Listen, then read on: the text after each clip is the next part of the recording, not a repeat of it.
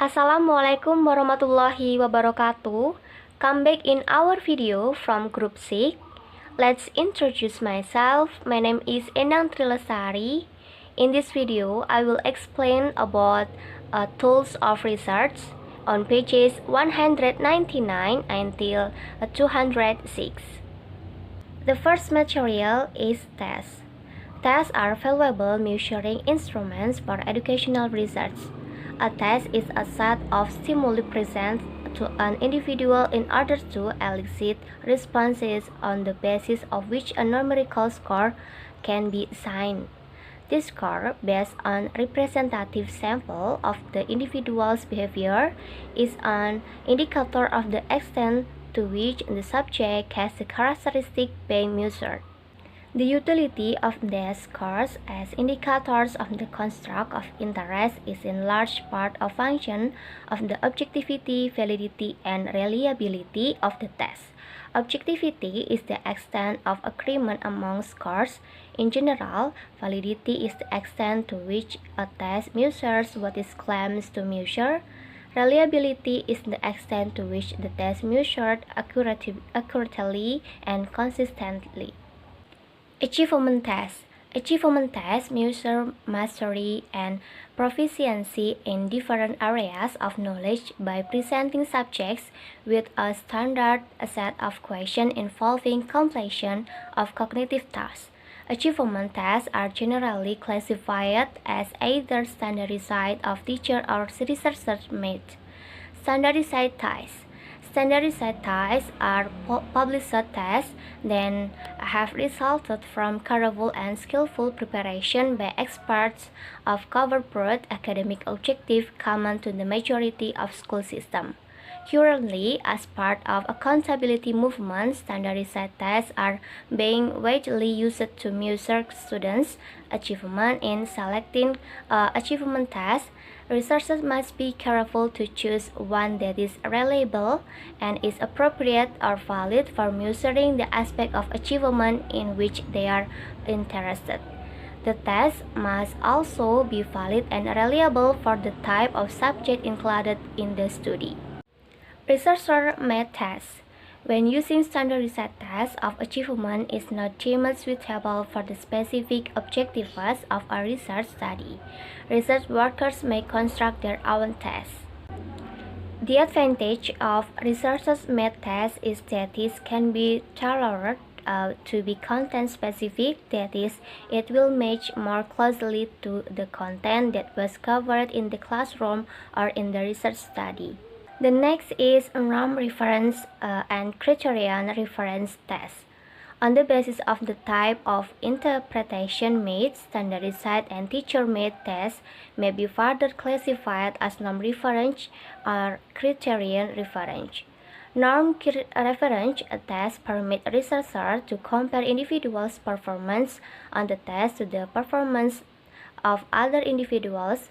In contrast, criterion reference tests enable researchers to describe what a specific individual can do without reference to the performance of others. In norm reference tests, items are selected that will yield a wide range of scores. In criterion reference tests, items are selected on the basis of how well the measure of specific set of instructional objectives. Test performance range. The range of performance that an achievement test permits is important. Two types of testing effects may occur. A ceiling effect occurs when many of the scores on a measure are at or near the maximum possible score. A floor effect occurs when a test is too difficult and many scores are near the minimum possible score. The next is performance assessment. Another way to classify achievement tests is whether they are verbal or performance tests. A performance test is a technique in which a researcher directly observes and assesses an individual's performance of a certain task and/or judges the finished product of that performance. Constructing a performance test. To create a performance test, follow these three basic steps. First, begin with a clear statement of the objectives and what what individuals will be asked to do and the conditions under which the task will be performed. A set of task specification listing the critical dimensions to be assessed will lead to a more comprehensive coverage of the domain. Set whether there will be time limit, whether reference book will be available, and so on. Second, provide a problem or an exercise that gives students an opportunity to perform either a simulation or an actual task. All individuals must be asked to perform the sum test. The third, develop an instrument or checklist, rating scale, or something similar that lists the relevant criterion to use in evaluating the performance and or the product. Make sure that the same criteria are used for each individual's performance or product. The last material is aptitude test. Aptitude tests differ from achievement tests in that aptitude tests attempt to measure general ability or potential for learning a body knowledge and skill, whereas achievement tests attempt to measure the actual extent of accurate knowledge and skill in specific areas. Aptitude tests measure a subject's ability to perceive relationships, solve problems, and apply knowledge in a variety of contexts. Individual aptitude tests. The most widely used individually administered instruments for measuring aptitude tests are the Stanford Binet Intelligence Scale, Ford ED, and the 3-Wescal test. Group test of aptitude. The first group test of mental ability was developed during World War I for measuring the ability of men in military service. One form of this test, the Army Alpha, was released for civilian use of the war and became the model for a number of group tests. Assalamualaikum warahmatullahi wabarakatuh. Hello, my name is Nabila Dwi Apriliani from Group 6. Here I will continue the material presented by Miss Endang. I will explain the material on page 207 until 214. Testing and technology. New technologies are presenting opportunities for alternative to paper and pencil tests.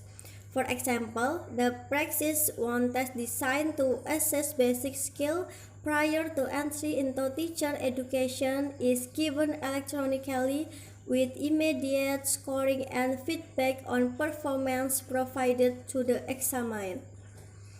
A computer is also used to administer the jury and a number of other well-known tests. Many of you may have encountered computer-based testing when you took the knowledge portion of your test to obtain a driver's license. Measure of personality. Educational researchers often use measure of personality. There are several different types of personality measure, each reflecting a different theoretical point of view.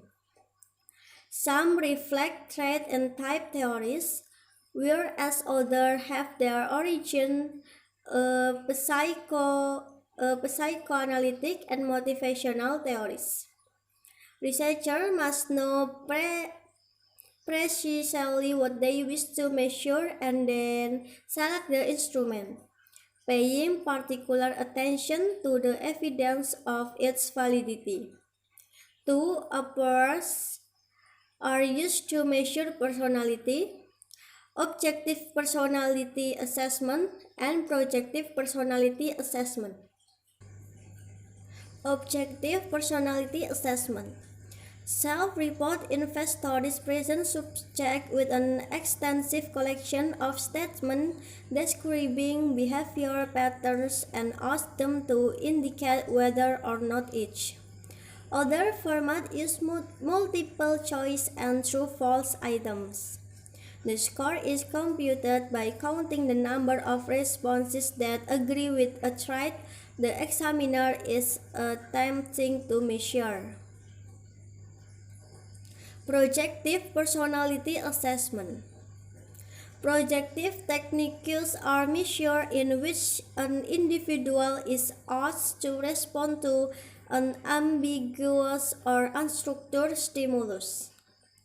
They are called projective because a person is expected to project into the stimulus his or her own needs, wants, fears, belief, actions, and experience. Projective methods are used mainly by clinical psychologists for studying and diagnosing people with emotional problems. The two best known projective techniques are the Roscard-Ickblood technique and the thematic apperception test, or TAT.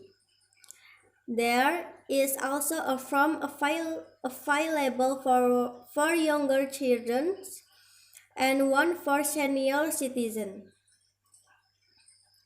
Scales. Scales are used to measure attitudes, values, opinions, and other characteristics that are not easily measured by tests or other measuring instruments. A scale is a set of categories or numeric values assigned to individual, object, or behavior for the purpose of measuring variables. The process of assigning score to those objects in order to obtain a measure of a construct is called scaling. They measure the degree to which an individual exhibits the characteristic of interest. Attitude scales. Attitude scale use multiple responses, usually responses to statement, and combine the responses into a single scale score. Rating scales, which we discuss later in this chapter, use judgment made by the individual under study or by an observer to assign score to individuals or other objects to measure the underlying construct.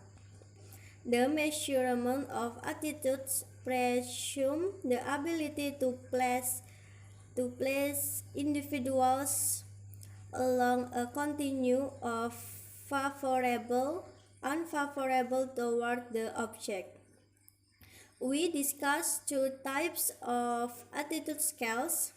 The first, summated or Likert scales, and two, bipolar affective scales.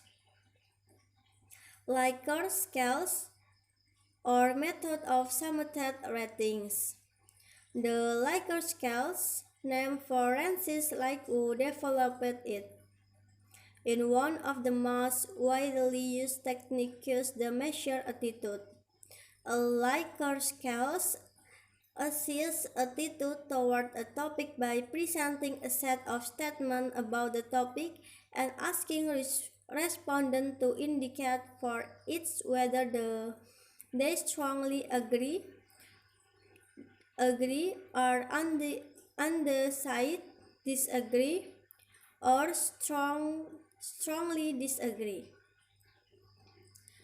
It may be helpful to think of all the subtopics relating to the attitude object and then write items on each subtopic. Bipolar affective scales. The bipolar affective scale presents a respondent with a list of adjectives that have bipolar or opposite meaning. Respondents are asked to place a check mark at one of the 7 points in the scale between the two opposite adjectives to indicate the degree to which the adjective represent their attitude toward an object, group, or concept.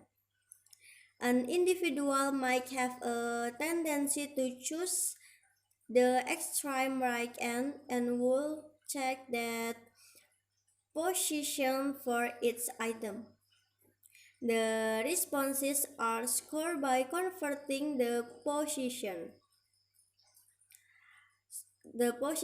checked into ratings 1 until 7. 7 represent the most positive and 1 the less positive response on its scale. Rating scales. Rating scales present a number of statements about a behavior, an activity, or a phenomenon with an accompanying scale of categories. Observers or respondents are asked to indicate their assessment or judgment about the behavior or activity on the rating scales. A numeric value may be attached to the point or category so that an overall score could be obtained. Category scales. The category scales consist of a number of categories that are arranged in an order series. 5 to 7 categories are most frequently used. The rater picks the one that best characterizes the behavior of the person being rated. Hello everyone, my name is Fadhilah Puspitaningrum. I will continue the presentation from my friends Endang Tri Lestari and Nabila Dwi Apriliani. Here I will explain the material about tools of research on pages 215 until 221. Okay, comparative rating scales. In using the graphic and category scales, raters make their judgment without directly comparing the person being rated to other individuals or groups. In comparative rating scales, in contrast, raters are instructed to make their judgment with direct reference to the position of others with whom the individual might be compared. In the comparative rating scales, there is an error in rating. As for the systematic errors in assessing the person can be divided into 5. The first is halo effect, which occurs when raters allow a generalized impression of subject to influence the rating given on very specific aspect of behavior. Second, generosity error, which refers to the tendency for raters to give subjects the benefit of any doubt. The third is error of severity, which refer tendency for rate all individuals to low and all characteristic. And the last is error of central tendency, which refers to the tendency to avoid either extreme and to rate all individuals in the middle of the scale. The next is about direct observation. In many cases, systematic or direct observation of behavior is the most desirable measurement method. Observation is used in both quantitative and qualitative research. The current chapter focuses on observation in quantitative research, where the product of using the various observational instruments is numbers. There are 5 important preliminary steps to take in preparing for quantitative direct observation. Number 1 is select the aspect of behavior to be observed, which means the investigator must decide beforehand which behaviors to record and which not to record. Number 2 is clearly define the behaviors falling within a chosen category, which means now what behaviors will be indicators of the attribute. Number 3 is develop a system for quantifying observation, which means the investigator must decide on a standard method for counting the observed behaviors. Number 4 is develop specific procedures for recording the behavior, which means record the observation immediately after they are made because observer's memory is not sufficiently reliable for the accurate research. And then the last is to train the people who will carry out observation, which means training an opportunity for practice and necessaries so that the investigator can rely on the observers to follow and establish procedures in observing, interpreting, and reporting observation. And then it's about device for recording observation. Number 1 is checklist. The simplest device used is a checklist which presents a list of the behaviors that are to be observed. The observers then check whether each behavior is present or absent. A checklist differs from a scale in that the responses do not represent points on a continuum but rather a nominal categories. Number 2 is scales. Rating scales discussed previously are often used by observers to indicate their evaluation and observed behavior or activity. Typically, rating scales consist of 3 to 5 points or categories. Number 3 is coding systems. Coding systems are used in observational studies to facilitate the categorizing and counting of specific, predetermined behavior as they occur. Two kinds of coding systems are seq coding and time coding. Seq coding is normally use a set of behavior categories. Each time one of the behavior occurs, the observer codes the happening in the appropriate category. And then time coding means the observer identifies and records all predetermined behavior categories that occur during the given time period.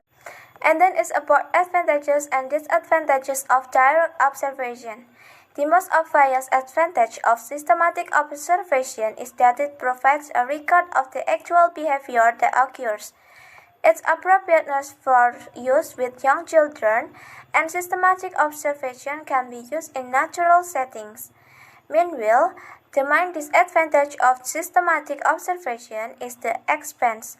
Observations are most costly because of the time required of trained observers.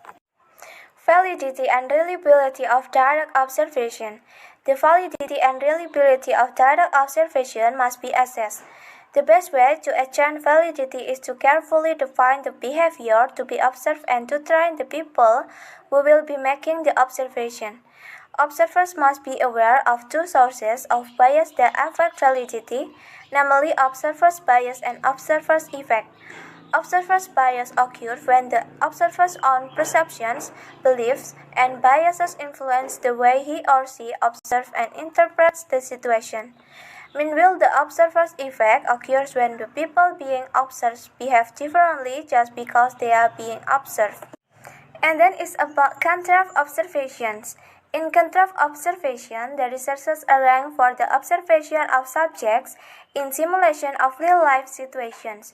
One form of contrast observation is the situational test. A classic example of the situational test, although not labeled as such at the time, was used in a series of studies by Hudson and May, 1928, for the Character Education Inquiry (CEI). The tests were designed for use in studying the development of such behavior characteristics as honesty, self-control, truthfulness, and cooperativeness. And then the last is about data collection in qualitative research. Qualitative researchers also have a number of data gathering tools available for their investigation. The most widely used tools in qualitative research are interviews, document analysis, and observation. Okay, that is explanation about tools of research from our group. I hope the explanation is easy to understand. Thank you for watching and wassalamualaikum warahmatullahi wabarakatuh.